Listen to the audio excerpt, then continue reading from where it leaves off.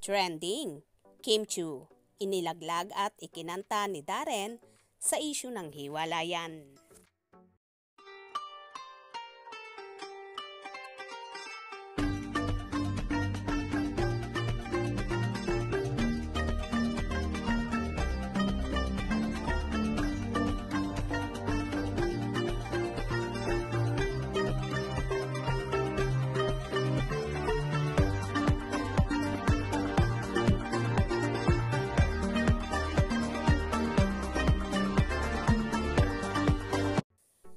Nagtrending ngang muli ang pagsasama ng mag-besties na sina Queen of the Dance Floor Kim Chiu at ang kapamilya singer na si Darren Espanto.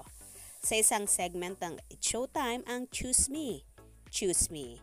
Tila inilaglag at ikinanta ni Darren ang kanyang besties na si Kim sa hiwalayan nila ng actor-director na si Sian Lim.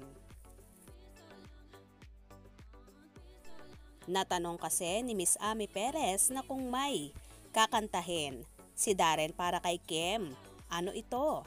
At agad-agad nga kinanta ang kanta ni Eric Santos at team song ng Ninlang na Ano ang Nangyari sa Ating Dalawa, na tila ang pinatatamaan ay si Kimi. Nagad-agad namang nilapitan ni Darren ang dalaga at niyakap. Halos nag-blush naman si Chinita Princess sa ginawang yon ni Darren na tila inilaglag at ikinanta siya. Ay, kakanta Darren para kay Kim. Anong kanta yon? Ano? Nangyari? Oh, hindi! Ay, nagre-react ang madlang people! Oy, yung team song ng Linlang! Who's there? Balot! Balot who? Balot! Nangyari! Samantala, nag-trending naman ang naging episode na yon kung saan nag-tweet si Darren sa kanyang ex, dating Twitter account. Ayon pa sa singer, may gigil pa rin kasi ako kay Juliana at Prinsesa Chinita.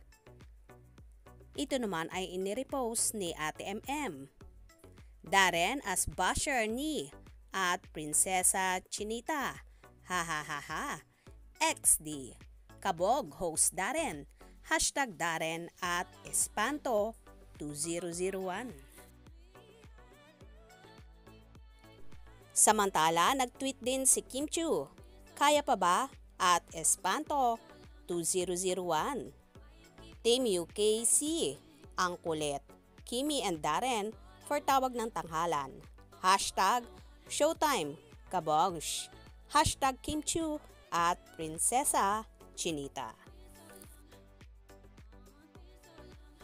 Tila maraming nalalaman si Darren sa isyong kinakaharap ni na Kim Chiu at Sian Lim. At dito nga ay inilaglag at ikinanta niya ang dalaga.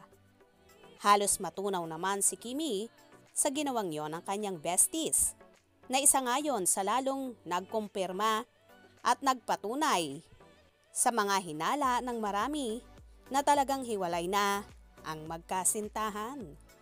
Well, kahit naman itago or i-deny pa ni Kim, lalabas at lalabas talaga ang katotohanan.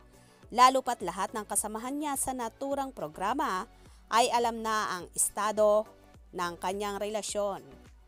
Ngayon kaya, Kim, aminin mo na at tuldo ka na para matapos na ang lahat at makapag-move on ka ng tuluyan. Kaya naman tumutok at huwag na huwag pahuhuli sa mga maiinit na kaganapan. Anong inyong magiging reaksyon sa bidyong ito? Comment below.